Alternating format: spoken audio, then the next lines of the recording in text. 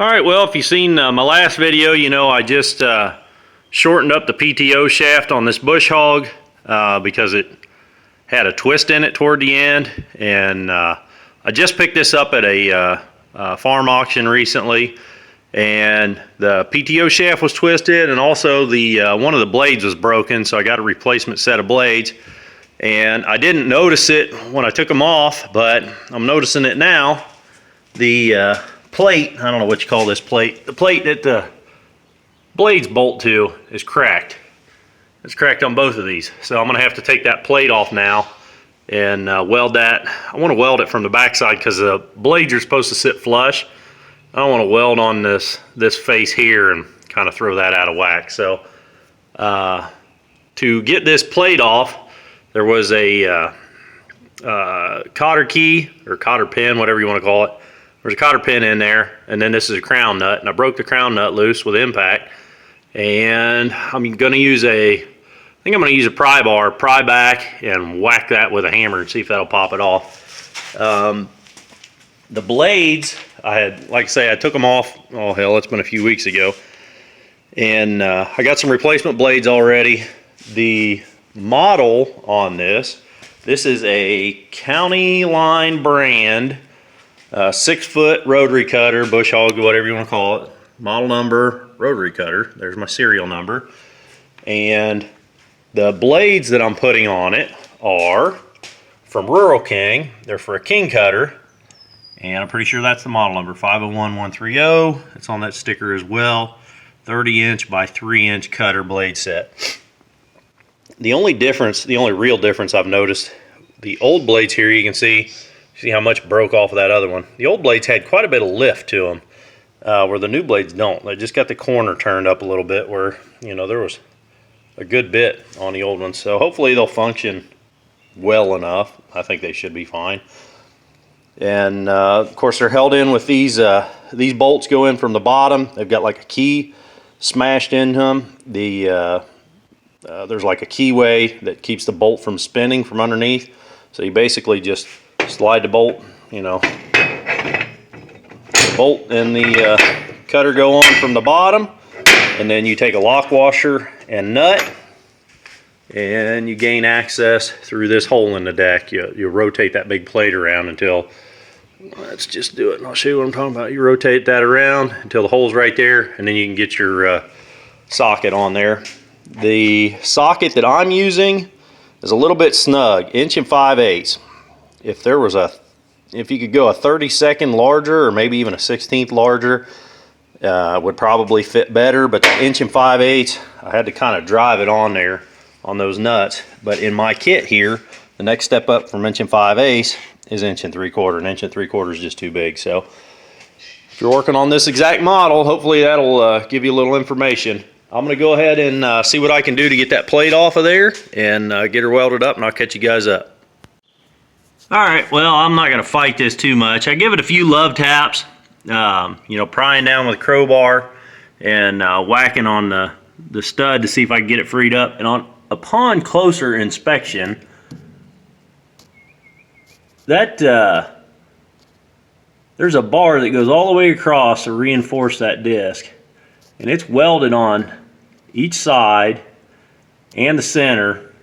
And really, this is more or less just an aesthetic thing. I don't feel like that's structurally really affecting it much. So rather than fighting this thing, I'm kind of going to pick my battles here. I mean, this, you know, I couldn't care less what it looks like up under here. I'm just going to put the blades back on it.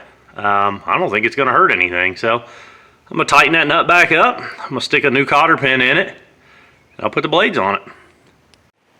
Alright, so I'm kind of running into a little bit of an issue here, again with the size on this socket. 1 5/8. Man, if I had like 1 11/16 or something, I guess that'd be the next, you know, a 1/16 bigger. That'd probably be the one that I really need. These nuts, like I said, when I took the things off, I got it really lined up, and I literally beat that socket on there with a hammer, and then I broke it loose, you know, and I unthreaded the nut off, and then I brought my socket over here to the vise, and I could beat the nut out of it. But putting them on, what's going to happen is, you can see I've got the one stud in there, and just the angle that it's hanging on, I don't know if you can see anything with the sun shining in here, just the angle that it's hanging on, I was able to shove that stud up in there. So it's holding itself there just by gravity. But what happened is, I threaded the nut on there, and the only way I can get the socket on there is to beat it back on there. Well, if I beat that socket on there, I'm never going to be able to get down in there and wiggle the damn socket back off. So my fix for that is, I took a file and I cleaned off all the burrs that might be on the inside of the socket, and it's most certainly not the socket. I got a wrench over there, it's the same size, 1.5", and I can't get the nuts on that either. So what I did was, this is one of them, this is the other one. I took it to the bench grinder, and I took just a little bit off of every side. It fits down in there real nice now. So I've just very carefully, very slowly on the bench grinder, took a little bit off of it, and now it's going to work. So I'll be able to get my socket off of the thing once I tighten it up. All right, well, I got both my nuts, you know, ground down. You can see, you know, it ain't pretty, but man, they fit in there real nice. I took a little bit off of all 6 sides on both nuts, and I don't think I'm going to have any trouble now. So this ain't rocket science, guys. If you're worried about taking, you know, just a little bit off, it's not a big deal. I guess if a guy wanted to worry about putting them in the mill, you could, but you know, it's just nuts on a bush hog.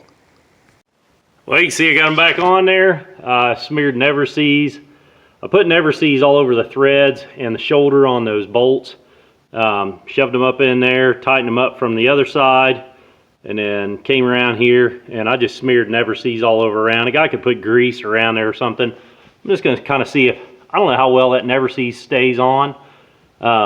It's just that these blades, you know, they pivot. I don't know how well the sun and everything is making this video not very high quality here, but see those blades swing around in there all the time. And I was tempted to put grease all around in there.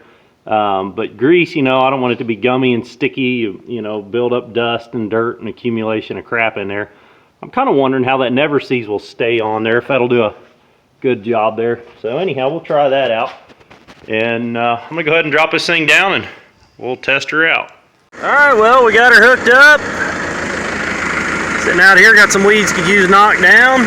I did just kick it on one time. I haven't hit no brush with it, but I kicked it on one time just to make sure nothing flew off of it. Man, this sumbitch runs smooth.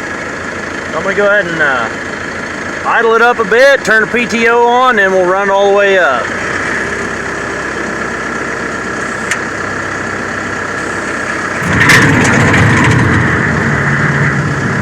That shutter, when it first starts, that's those blades. The blades must have been laying one on top of the other.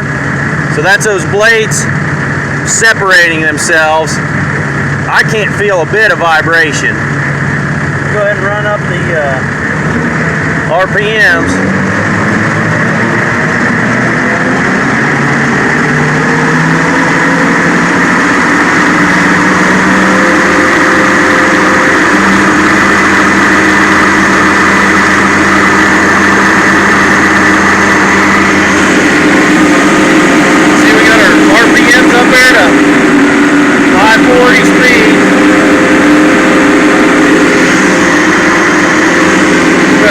Drop her down a little bit.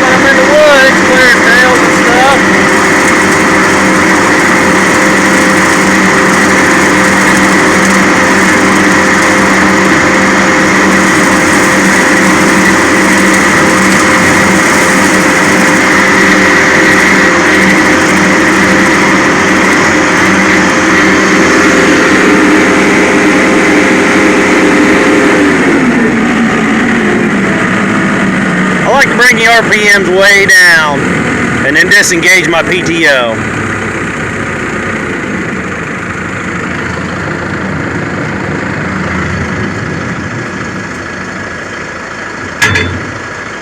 And that clunk you just heard, that's those blades laying back on top of each other again. So that means when I start it back up, it's going to shudder one good jolt, and then it'll be fine. That just means that those blades are spinning nice and freely under there, so that's kind of a good thing, I think. Guys, we're going to call this one a success. So I hope I helped you with this video. If I did, I'd sure appreciate it if you click that like button. Leave me a comment if you got any questions or anything, and you want to see more videos of me working on this sort of stuff. Click that subscribe button. Until the next video, keep on tinkering.